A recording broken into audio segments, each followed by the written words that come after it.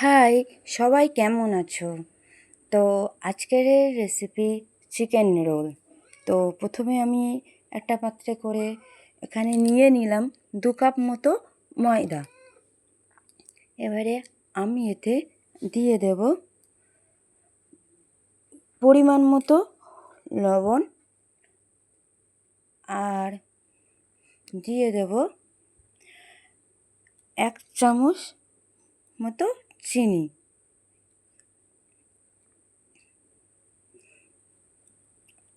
তারপর দেব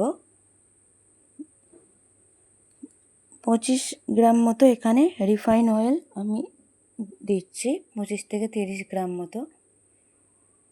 তো এই রিফাইন অয়েলটা দেওয়ার জন্য পাউডারটা অনেক মচমচে হয়। তো এই শুকনো অবস্থায় আমি এটাকে ভালো করে ময়েল দেব। যখন দেখব এরকম আমার হাতের মুঠোর মধ্যে একটা মুঠি মতো হয়ে আসছে ময়দাগুলো, তখন ভাবো যে এটা ময়েলটা ঠিকঠাক হয়েছে। এবার এতে আমি দিয়ে দেব পরিমাণ মতো পানি। পানিটা একেবারে দিয়ে দেব না, পানিটা আমি অল্প অল্প করে দেব। কারণ একেবারে পানি দিলে অনেক সময় অনেক বেশি পানি হয়ে যায়, এতে ময়দাটা অনেক নরম হয়ে যায়। তো একটা আমরা মোটামুটি একটু শক্ত মতো ডো বানাবো, খুব শক্ত না, মিডিয়াম মতো, তবে একটু শক্ত রাখার চেষ্টা করব। তো এটা আমি এবার উপর থেকে কিছুটা অয়েল দিয়ে এইভাবে আমি 1 ঘন্টার মতো চাপা দিয়ে রাখবো। তোমরা চাইলে আধ ঘন্টা ম্যাক্সিমাম রাখবে। তো এইভাবে চাপা দিয়ে রেখে দিলাম। তো এবারে এরকম ছোট ছোট করে চিকেনগুলো টুকরো করে নিলাম, তাতে দিয়ে দিলাম কিছুটা গোলমরিচের গুঁড়ো আর দিলাম একটু জিরের গুঁড়ো আর অল্প সামান্য পরিমাণে ধনিয়ার গুঁড়ো দিয়ে স্বাদ মতো নুন দিয়ে আর একটু আদা রসুনের পেস্ট দিয়ে এটাকে আমি ম্যারিনেট করে 10 মিনিট রাখলাম। এই 10 মিনিটে আমি ততক্ষণ একটু ক্যাপসিকামগুলো ছোট ছোট সরু সরু করে টুকরো টুকরো করে নিলাম। এই ক্যাপসিকামগুলো এরকম সরু সরু করে কাটবে। এবার একটা ফ্রাই প্যানে চিকেনগুলো দিয়ে দেব। চিকেনগুলো দিয়ে অল্প তেলেতে ফ্রাই করব। এটা খুব বেশি ফ্রাই করব না, কারণ এটা বেশি ফ্রাই হলে টেস্টটা ভালো লাগবে না। এতে দিয়ে দেবো ওই ক্যাপসিকামগুলো, আর এটা শুধু সিদ্ধ হওয়া পর্যন্ত এটাকে ফ্রাই করব। সিদ্ধ হয়ে গেলে আমরা এটাকে নামিয়ে রাখবো। একদম হালকাভাবেই আমরা ফ্রাই করব।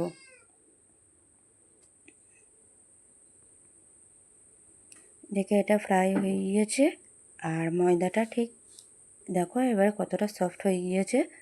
তো ময়দাটা আমি আরও একবার করে ভালো করে ময়েল দেব, দিয়ে এখান থেকে আমি লেচি কেটে নেব পরোটার জন্য। তো আমার এখানে 4টে লেচি হয়েছে, একটু বড় সাইজের লেচি বানাবে। তারপর এটাকে ওই অবস্থায় আরও 10 মিনিট রেখে দেবে। সঙ্গে সঙ্গে বেলতে গেলে ওটা বাড়তে চাইবে না, তো আরও 10 মিনিট আমি রেখে দিলাম।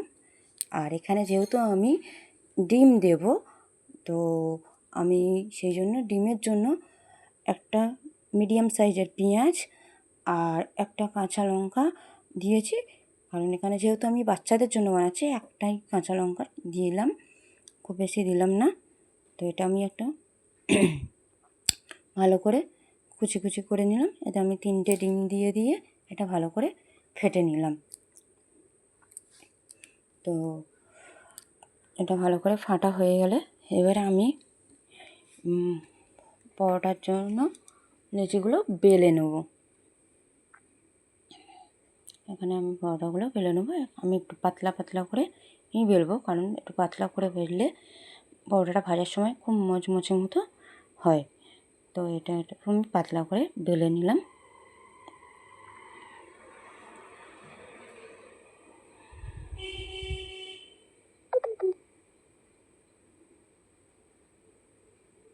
এইভাবে পাতলা করে বেলে আমি এটা লোহার তাওয়াতে এটা সেঁকে নেব।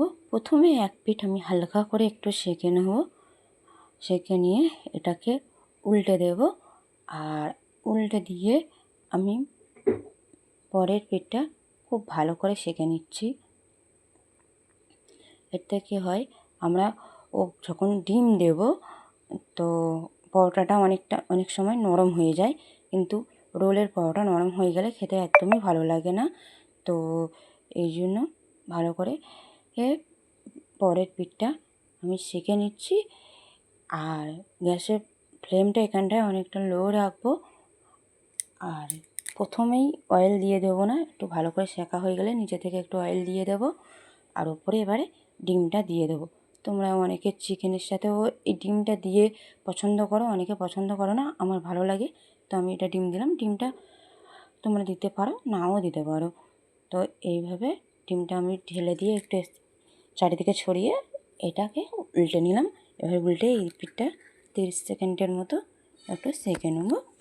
নিয়ে এবারে এটাকে আমি রেডি হয়ে গেল, নামিয়ে নেব।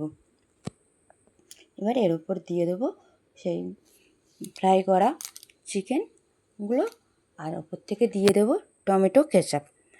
আর এটা যেহেতু আমি বাচ্চাদের জন্য করছি, আমি এর উপর আর কোনো রকম চিলি সস বা কাঁচা লঙ্কা কুচি দিলাম না, কারণ এটা বাচ্চাদের জন্য। বড়দের জন্য হলে তোমরা চিলি সস আর কাঁচা লঙ্কা কুচিটা দেবে, অনেক টেস্টি লাগে।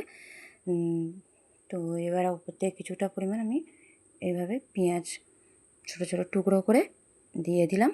আর এটা সবসময় রোল করার আগে একটা সাইডে তোমরা চিকেনটা দেবে, তাতে কি হয় না, রোলটা করতে সুবিধা হয়। মাঝখান থেকে দিলে এটা অসুবিধা হয় রোল করতে গেলে। তো এইভাবে আমি রোল করে নিলাম। এবারে এটা একটা আমি বাটার পেপার দিয়ে কভার করে নেব। বাটার পেপার না থাকলে একটা যে কোনো সাদা পেজ এরকম থাকলে এইভাবে কভার করে নেবে, এতে খেতে সুবিধা হয়। তো না থাকলেও কোনো প্রবলেম নেই। তো এইভাবে আমি কভার করে নিলাম। আর এই সেমভাবে আমি আরও দুটো রোল বানিয়ে নেব। তো এই হলো আজকের ভিডিওটা। তো এইভাবে রেসিপিটা তোমরা ফলো করবে, খেতে সত্যি খুবই ভালো হয়। আর পরোটাটা অনেক মচমচে হয়, আমি যেমনভাবে বললাম এইভাবে করবে। তো এই আমার রোলগুলো রেডি।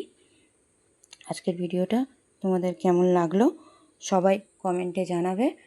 আর ভিডিওটা ভালো লেগে থাকলে তোমরা লাইক আর চ্যানেলটা সাবস্ক্রাইব করে দেবে। আর এইভাবে আমাকে সাপোর্ট করবে। সবাই ভালো থাকবে। বাই।